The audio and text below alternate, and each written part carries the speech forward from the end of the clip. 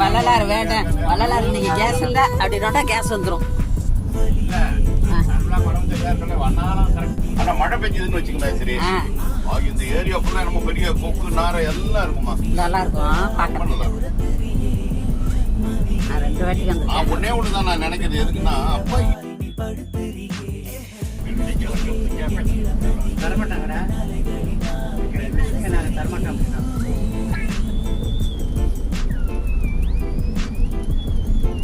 ராமன் சொல்லியிருக்காரு சென்னைக்கு வந்திருக்கோம். எல்லாம் மாத்தோப்பு போறேன்.